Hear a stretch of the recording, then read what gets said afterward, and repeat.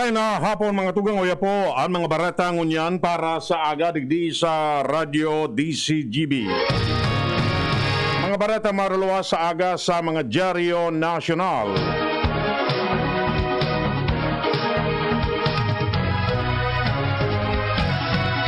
Enot sa PBN DCGB. Sa mga baratang unyan para sa aga. Inutuntan barata hali dyan sa luwas. Si Ans Galero. Ans, kamen. Uminabot na sa 95,974 ang bilang kan bakuna o kay doses ng bakuna na nagamit na rin dito sa syudad kan Legazpi. Ini ang sinabi ng Alcalde Noel Rosal kung saan nadakulang kogman ini si kung sa iya para sa gobyerno lokal kan Legazpi dahilan sa nagrepresenta ini kan 20% kan total na populasyon sa syudad kan Legazpi. Sa nasambitan ng bilang 4,000 o 40,201 ang mga konsideradong fully vaccinated na mga Legazpeño na sigun sa lokal na ehekutibo bantang sinda tigta-target mo niyan na pag bago matapos ang presenting bulan kan okay sa bulan kan Oktubre 2021 siyang 2,000 na ang mga fully vaccinated okay 50% ini kan total na populasyon kan syudad kan Legazpi. Idinagdag pa kan na alkalde na ang paglaom niya na pag-abot naman kan na Desyembre 2021 140,000 naman ang mga Legazpeño ang total na mabakunahan kontra sa COVID-19. Puga-puga ko niyan ang dispersos na pinagigibo kan gobyerno lokal kan Legazpi tangani na may padagos ng GAD and roll out kan na COVID-19 vaccination program sa manlain-lain na venues dito sa syudad kan Legazpi tangani na makamta na ang herd immunity na haloy na pigahagad o kay pigahanap man kan syudad kan Legazpi kontra sa nakakagada na helang na COVID-19. Dagdag na bareta, Ans Galero, DCGB. Posibleng magsikad ni sagko 30,000 kada aldaw ang marestrong bagong kaso ng COVID-19 sa Pilipinas dalan sa efekto kan Delta variant. Base sa projection kan UP COVID-19 Pandemic Response Team, mangyayari ini sa ultimong gabdang kan Setyembre sagod sa primerong parte kan Oktubre. Paliwanag ni Professor Jomar Rabahante na pwedeng pumakol sa 3 milyones ang kabilugan na kaso ng COVID-19 sa Pilipinas sa Oktubre asin 4 milyones naman sa Disyembre. Ipinarumduman kan na grupo sa publiko ngunyan na beer months na padagos na mag-ingat asin magsunod sa minimum health protocols. Handang panginota ni Senador Manny Pacquiao ang investigasyon kan Senate Ethics Committee may kinaraman sa akusasyon kaya Senador Bongo sa alegadong pagbakalin overpriced medical goods na ginagamit sa laban kontra sa COVID-19. Siyang sinabi na bilang pamayo kan Senate Ethics Committee, handa siya na magkaigwanin lockdown kung igwanin maisumitir na reklamo. Siyang ipinaliwanag na ini depende kung may reklamo kung kaya kinakaipuhan na aksyonan. Enot kay ini, sinabi ni Senador Richard Gordon na pamayo kan Senate Blue Ribbon Committee na pwedeng investigaran sigo dahilan sa connection kay ini kay dating Budget Undersecretary Christopher Lau sa overpricing ng mga medical supplies.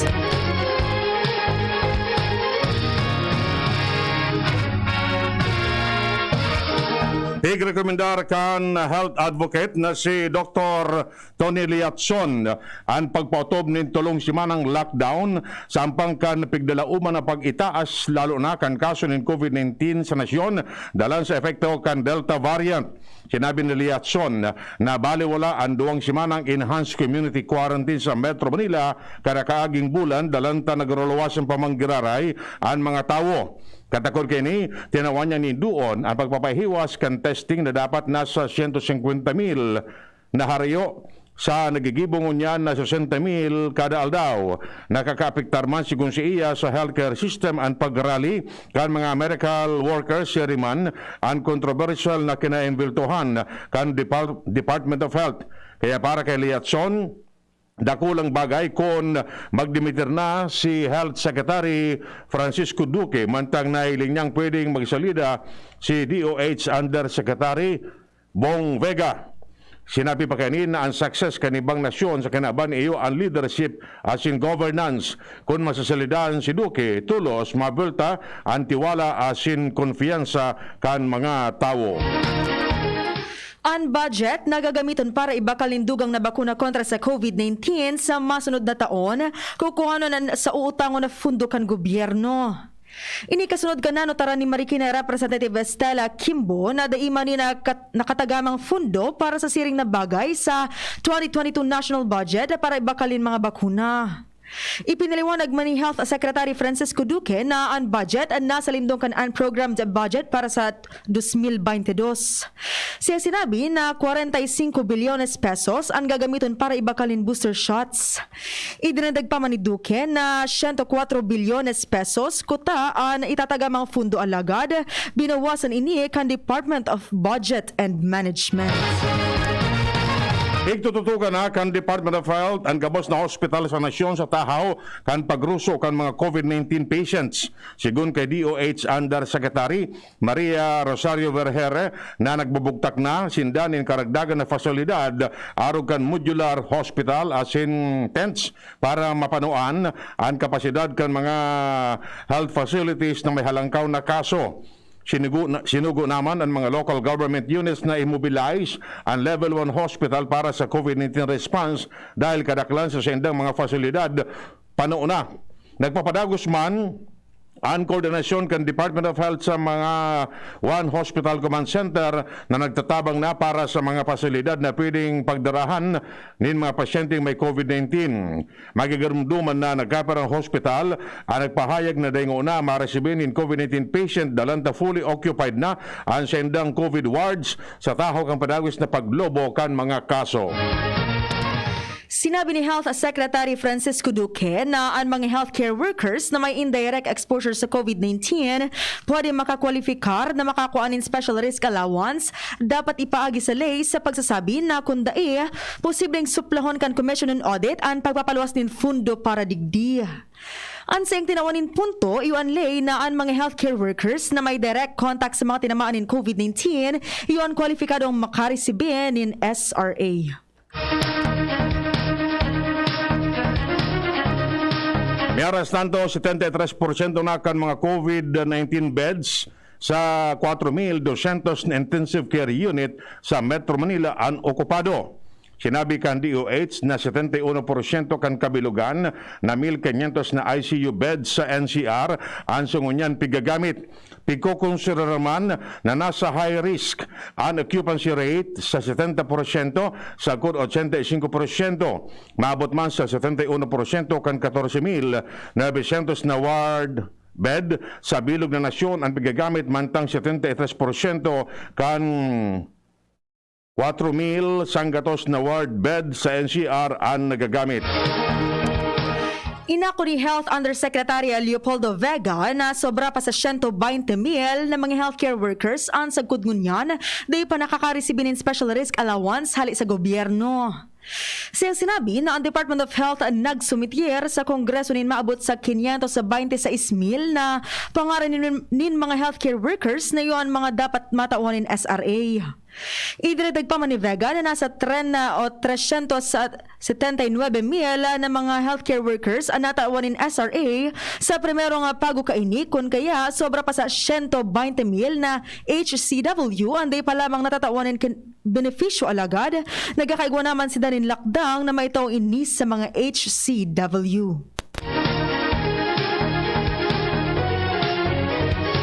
Mientras tanto, nasa 5 isolation facilities sa Metro Manila ang supaynanin mga pasyenteng tinamaan ng COVID-19 na puro asymptomatic as in may mild symptoms.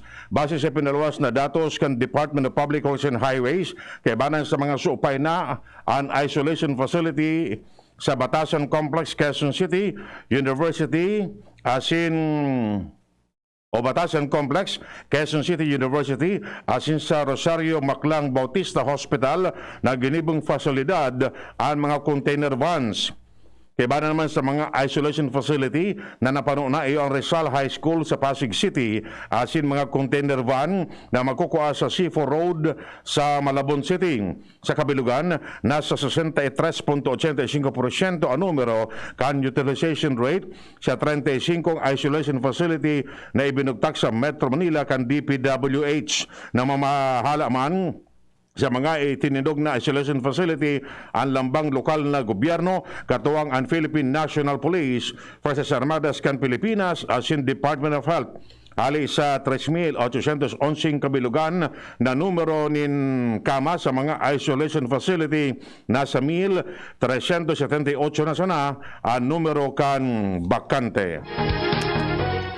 Aminado ang Department of Health na sobra sa 4,500 doses nin mga bakuna kontra sa COVID-19 ang nasayang alagad hababa man sa naini.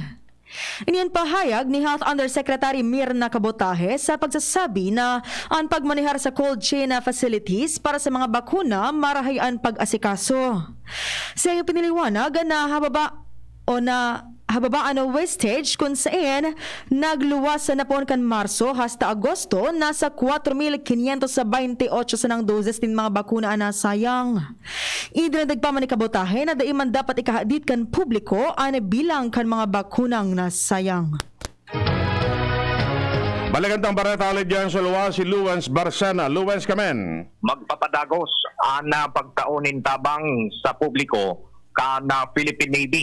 Ini ang ipinagunambitan sa DC News din ng Porsol, Philippine Navy spokesperson na Lieutenant Rigel Gatarin na ana sa indang kumandansya padagos na magtatabang sa mga manlain-lain na mga aktibidades kung kinakaimpuan singda maski na sa katahawan kan pandemya.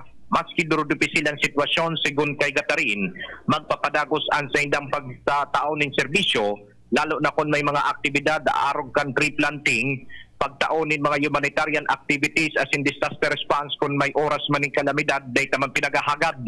Sigun kaya Gatarin, ana Philippine Navy, padagos na niyaon asin na padagos na naka-standby para magtaoman kan sa serbisyong may katao sa mga oras kan pangangaipo, lalo na digdi sa Kabikolan. Dagdag na bareta, ako po si LBP.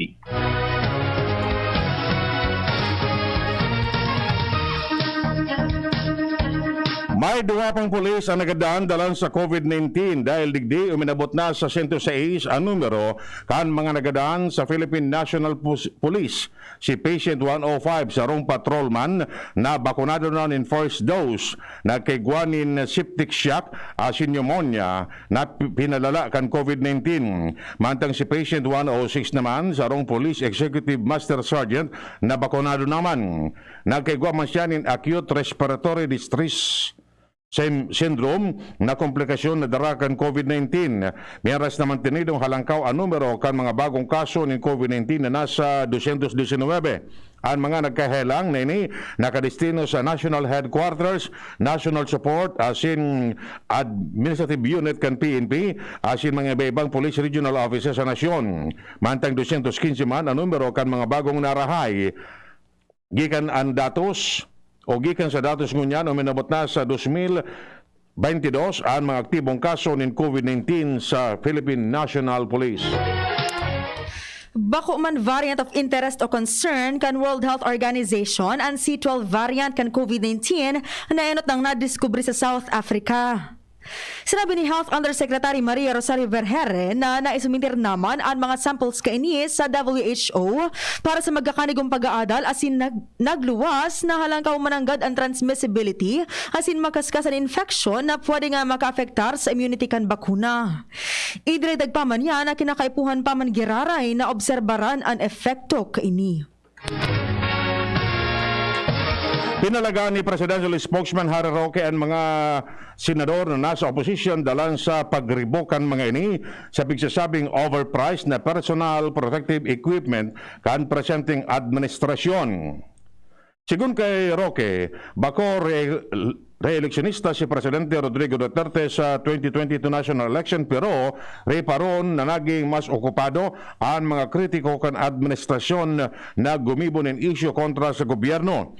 Special mention kan Palace official sinda Senador Franklin Rolon asin Risa Ontiveros na daing patod sa pagbatiko sa issue kan overpriced na PPE. Kumbinsido man si Roque na pigigibo ini kan opposition dalan sa takot na madaog giraray ang sindang mga kandidato sa masunod na eleksyon.